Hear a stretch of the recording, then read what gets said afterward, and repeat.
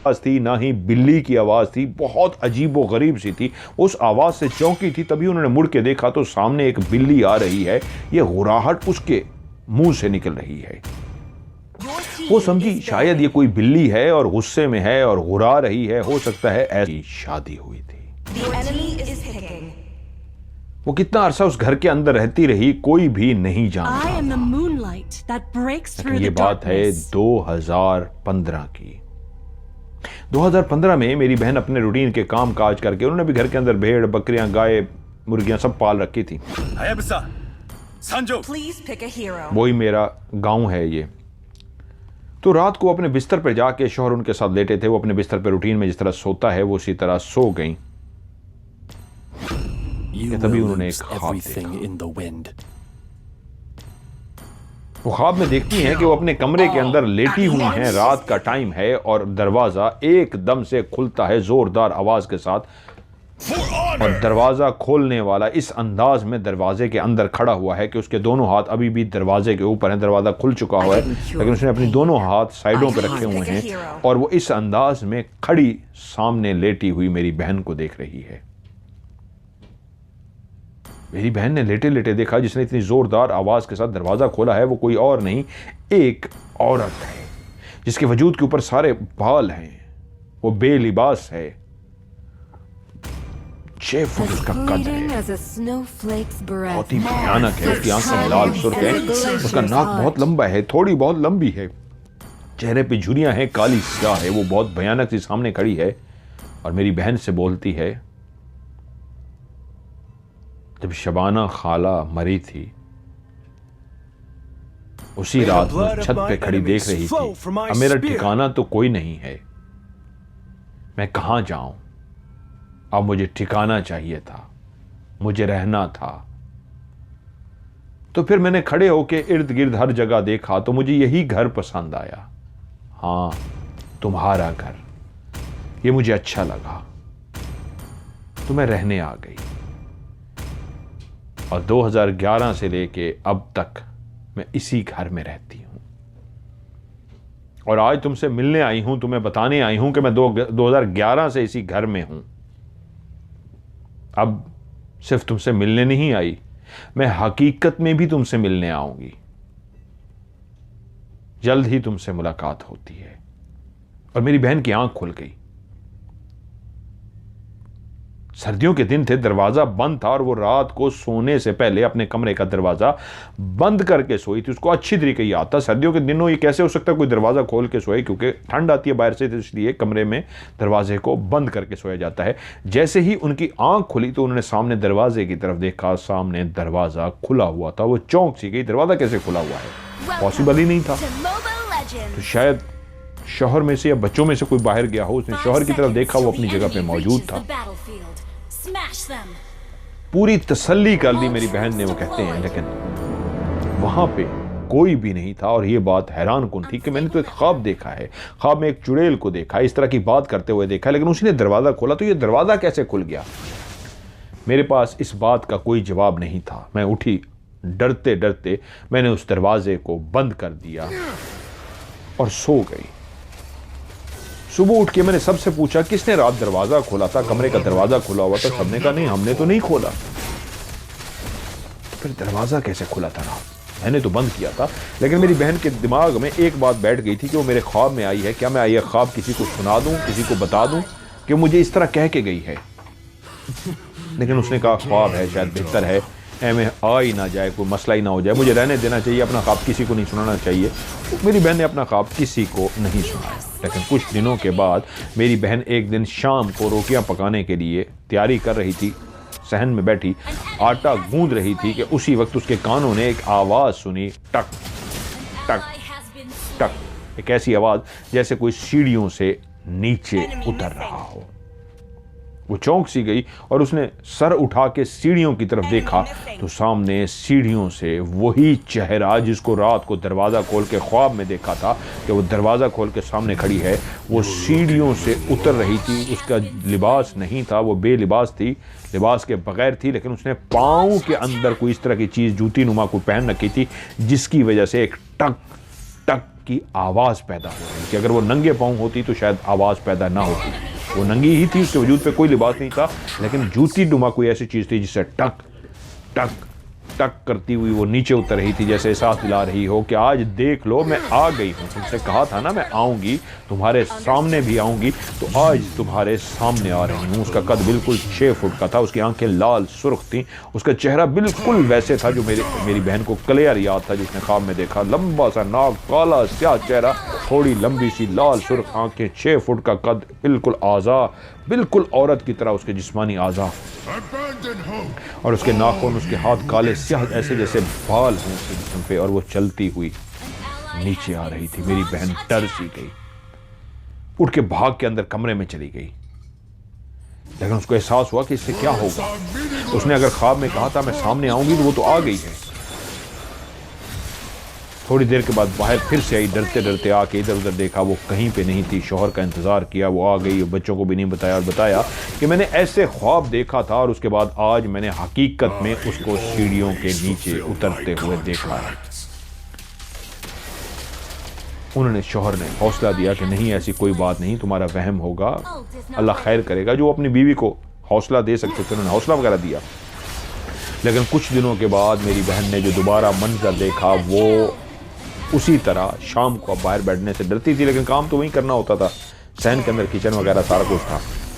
तो उन्होंने देखा कि उनकी उस दीवार के ऊपर गोल गोल कोई चीज़ घूम रही है, इतनी ऊंची है जैसे इंसान का कद होता है, लेकिन इतनी तेज़ी से घूम रही है जैसे अक्सर देखा होगा देहातों में और ऐसी जगहों पे गोल गोल हवा घूमती है।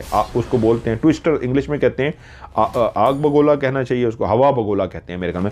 वो गोल गोल तेज़ी से घूम रहा होता है, हर चीज़ उसके अंदर उड़ती जा रही होती है, ट्विस्टर जो होता है। ऐसा ही एक ट्विस्टर नुमासी चीज़ उनकी दीवार के ऊपर गोल गोल घूम रही थी, और आगे की तरफ सिर्फ दीवार के ऊपर ही वो जो घूमता हुआ हवा बगोला था वो आगे की तरफ आ रहा था। तभी वो गौर से देखना शुरू होगी कि ये क्या मंजर है, ये क्या चीज़ है जो दीवार पे इस तरह घूमती हुई आ रही है। और वो घूमती घूमती आगे आके रुक गई। तभी मेरी बहन ने देखा वो कोई आग बगोला नहीं, वो तेजी के साथ घूमती हुई वही चुड़ैल परली मासी और रुक गई थी, और रुक के मेरी बहन को देख के मुस्कुरा रही थी कि मैं आ गई हूं। और मेरी बहन फिर से डर गई और भाग के अंदर कमरे में चली गई। और तीसरा वाकया मेरी बहन के साथ जो हुआ, अब वो बहुत ज़्यादा खौफजदा हो गई थी, उस घर के अंदर परेशान थी, बहुत ज़्यादा डरी सहमी हुई थी कि उस रात उसने नींद की हालत में उसको बाकायदा किसी ने जगाया। बेर होते हैं जो गोल गोल बेर होते हैं, बेरी का दरख्त होता है, उसके ऊपर गोल गोल बेर होते हैं, जो उसके अंदर उसकी गिटक होती है वो गोल सी होती है। बाकायदा नींद में सोए हुए किसी ने गिटक उनके माथे के ऊपर फेंकी। एकदम से उनके माथे के ऊपर कुछ पड़ा तो उनकी आंख खुल गई कि क्या हुआ है, मेरे माथे पे कुछ लगा है। गहरी नींद में थी, सारे कमरे में सो रहे थे और वो भी गहरी नींद में, लेकिन एक माथे पे इतनी जोर से, बेशक छोटी गिटक थी, पड़े तो आप जाग जाते। तो उन्होंने देखा उठा के, ये तो गिटक है, ये कहाँ से आई है, ये तो ऊपर से आई है। जैसे ही निगाह उनकी ऊपर की तरफ गई तो पंखा जो बंद था, उस पंखे के ऊपर वही चुड़ैल बैठी हुई थी, इस अंदाज में कि उसने अपनी टांगें नीचे लटकाई हुई थी और वो नीचे मुंह करके मेरी बहन को देख रही थी, जैसे कह रही हो कि ये लो, आज मैं तुम्हारे बेड में तुम्हारे पंखे के ऊपर बैठी हुई हूँ और मैंने ही तुम्हें ये बेर के गिटक मार के जगाया है। मेरी बहन के मुंह से चीखें निकल गई, वो बहुत ज़्यादा डर गई। उनके शौहर भी जाग गए और उसे पूछे क्या हुआ। वो बहुत ज़्यादा खौफज़दा थी, उनके ऊपर पढ़ा, दम किया और काफ़ी देर के बाद वो नॉर्मल हुई। तो उससे पूछा क्या हुआ, तो बताया कि आज वो ऊपर पंखे पे बैठी हुई थी, उसने मुझे बेर का ये गिटक मार के जगाया है बाकायदा। उस रात मेरी बहन सो ना सकी और अपने शौहर से बार बार मुतालबा किया कि किसी पीर के पास मुझे ले चले, मेरा दम कराएं। नहीं, मैं अब नहीं रह सकती, मुश्किल हो गया उनके लिए। तो इधर उधर से वो दम करवाते रहे। तो पता लगा वहीं पे पास ही एक मस्जिद थी, वहाँ पे एक कारी साहब थे जो कहीं से आए हुए थे कुछ दिनों के लिए। जब इन लोगों को पता लगा तो ये कारी साहब के पास चले गए और उनको जाके सारा वाकया सुनाया। तो कारी साहब कुछ देर सुनते रहे और उसके बाद बोले ठीक है, मुझे एक चिल्ला करना होगा और मैं चिल्ला करके इस चुड़ैल को कैद कर देता हूँ। उन्होंने कहा मैं 41 रातें ये चिल्ला करूंगा और ये चुड़ैल कैद हो जाएगी। ये कहानी है, ये बात है 2017 की। 2015 में पहली दफ़ा मेरी बहन को नजर आई और 17 तक मुख्तलिफ रूप में नजर आती रही। मौलवी साहब जो कहीं से आए थे वो 41 रातें वहीं पे रहे, हमारे घर से खाना जाता रहा, उनका देखभाल ये वो, हमारे लिए वो चिल्ला कर रहे थे कि 41वीं रात जब हो गई तो वो आए और उन्होंने मुबारकबाद दी कि उस चुड़ैल को मैंने कैद कर दिया है, लेकिन मैं 5 साल से ज़्यादा उसको कैद नहीं कर सका। 5 साल के लिए वो कैद होगी, अल्लाह करेगा उसके बाद भी वो चली जाएगी, वापस नहीं आएगी। और उसके बाद वो चले गए और ऐसा ही हुआ, चुड़ैल कैद हो गई थी, फिर वो चुड़ैल नहीं आई। लेकिन जैसे ही 2022 आया तो मेरी बहन एक रात को अपने बिस्तर पे सो रही थी। अब उनको सुकून की नींद आती थी, वो टेंशन फ्री हो गई थी, चुड़ैल से जान छूट गई थी। वैसे भी 5 साल हो गए थे, वो चुड़ैल को भूल गई थी, वो खौफ भी ख़त्म हो गया था कि उन्होंने ख्वाब देखा। वो ख्वाब में देखती हैं कि फिर से उसी तरह दरवाज़ा खोला गया है, ठा करके दरवाज़ा खुला है, और जैसे ही दरवाज़ा खुला है एक कहका सुनाई दिया है और ऐसा लगता था बाहर कोई तेज़ हवा चल रही है। उस चुड़ैल के बाल लहरा रहे थे। उसने आज बाल जो उलझे होते थे, आपस में जकड़े होते थे, हिलते नहीं थे, आज वो हिल रहे थे, हवा में लहरा रहे थे। और उसकी आंखें पहले से भी ज़्यादा खौफनाक नज़र आ रही थी। लाल सुर्ख तो हमेशा होती थी, वो गुस्से में थी। और आते ही उसने जो कहका लगाया वो एक तंजिया गुस्से का कहका था और उसे बोली, आ गई हूं, मैं आ गई हूं। तूने मुझे कैद करवा दिया था 5 साल के लिए और तू सोचती थी कि मैं वापस कभी नहीं आऊंगी। 5 साल के बाद फिर मैं कहीं चलो जाऊंगी। 5 साल माना मैं कैद हो गई थी, अब मैं आज़ाद हो गई। और देख, मैं अकेली नहीं आई, मेरे साथ कौन आया है, मेरी बेटी भी आई है, ये देख। ये उसने कहा और पीछे मुड़ के देखा तो एक लड़की, यंग सी लड़की थी, वो उसी तरह, उसी औरत की तरह काली स्याह, उसकी आंखें भी उस तरह लाल सुर्ख। फर्क ये था उसके बाल इतने उलझे हुए नहीं थे, कुछ बेहतर बाल थे, लेकिन उसकी आंखें ज्यादा मां से लाल सुर्ख थी। आगे बढ़ी और तभी मेरी बहन ने ख्वाब में ही देखा उसके हाथ में एक दिल है, इंसान का दिल, और वो दिल ऐसे धड़क रहा है, पंप कर रहा है। और उस लड़की ने वो दिल अपने हाथ में पकड़ा हुआ है, दोनों हाथों में। और वो चुड़ैल बोली, अब तेरी खैर नहीं, तेरी जान ऐसे नहीं छोड़ूंगी। अब तुझे मैं सबक सिखाऊंगी कि तूने कैसे मुझे 5 साल कैद किया है। तुझे इसका मजा चखना पड़ेगा और चख इसका मजा, ये ले। और जैसे ही उसने कहा ये ले, तो उसकी जो छोटी बेटी ने हाथ में दिल पकड़ा हुआ था, उसने कहा ये तेरा दिल है, तेरा, और पकड़ के उस दिल को दबा दिया। जैसे उसने उस दिल को पकड़ के दबाया तो मेरी बहन के दिल में ऐसा शदीद दर्द हुआ, ऐसा शदीद दर्द हुआ कि उसने चीखें मारनी शुरू कर दी। उनके शौहर जाग गए, घर वाले परेशान हो गए, बाकी जाग गए, और वो चीखें मारती जा रही थी, चीखें मारती जा रही थी, हाय मेरा दिल, आए मेरे दिल में दर्द है।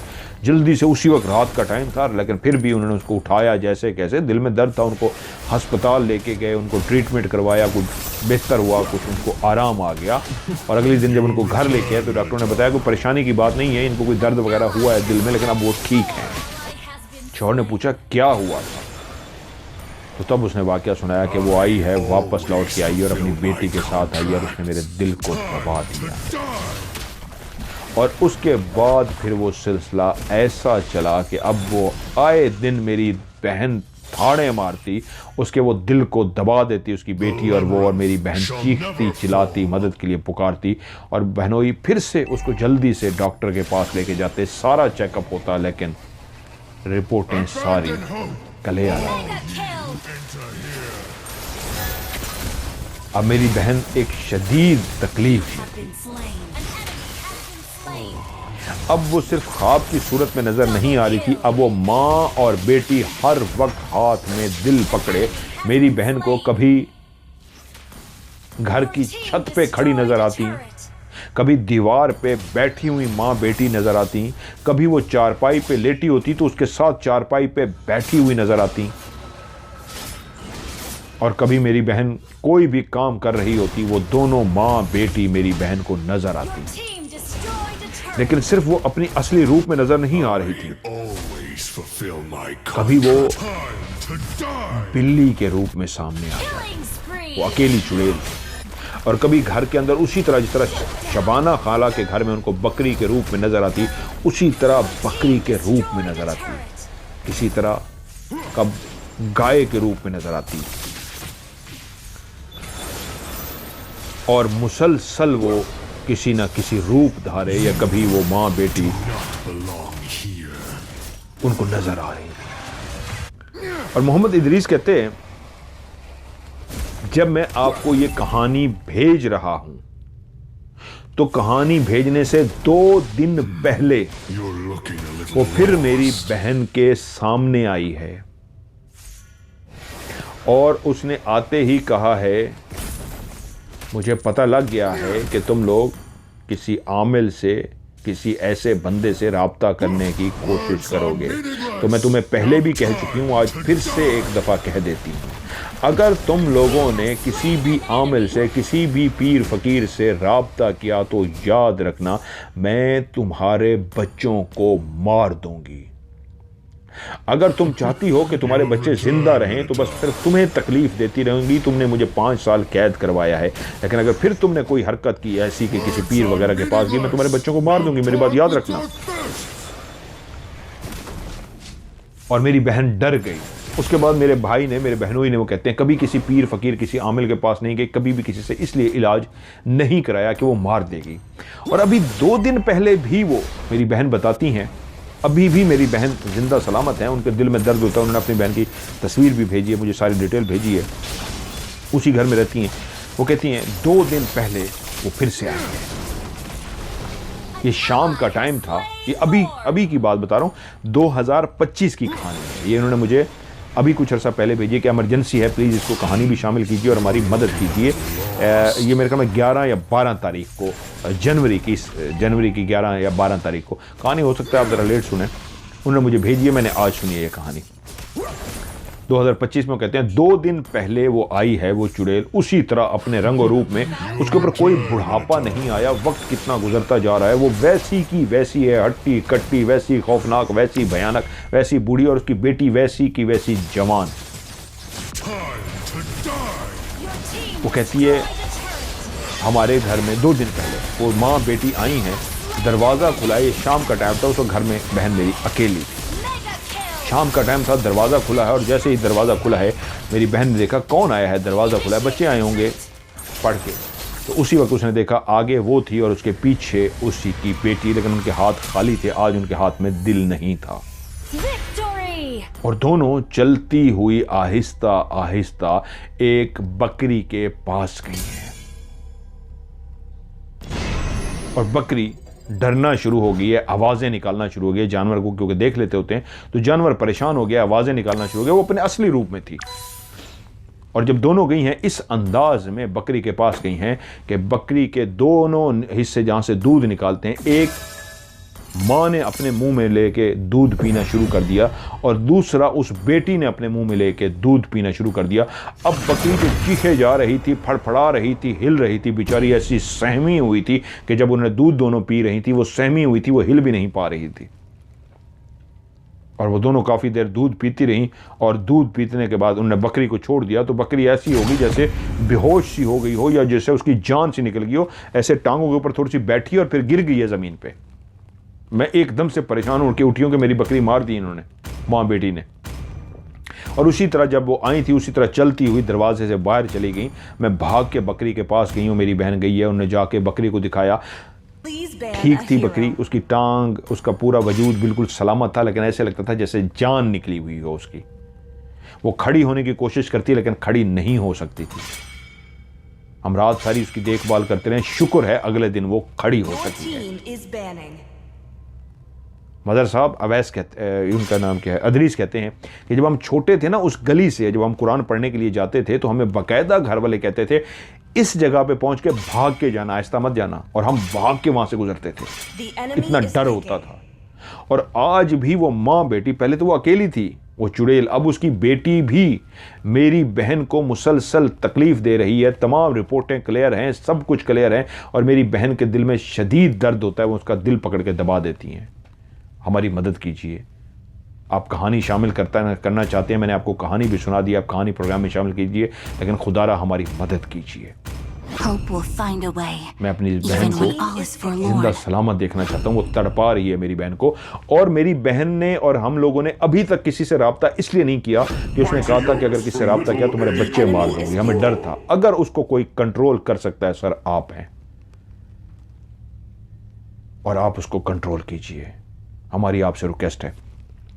अच्छा, मेरी ख्वाहिश थी कि मैं उनकी आवाज़ को चला सकूं, तो मैंने उनसे इजाज़त नहीं ली थी, और ये मैंने उसकी वॉइस को सेव कर लिया है, क्योंकि मैं पहले परमिशन लेता होता हूँ क्या मैं आपकी आवाज़ को चला सकूं। और थोड़ी सी मैं इजाज़त, मैंने वो वाला पार्ट चला देता हूँ जो उन्होंने एंड पे एक भेजा है।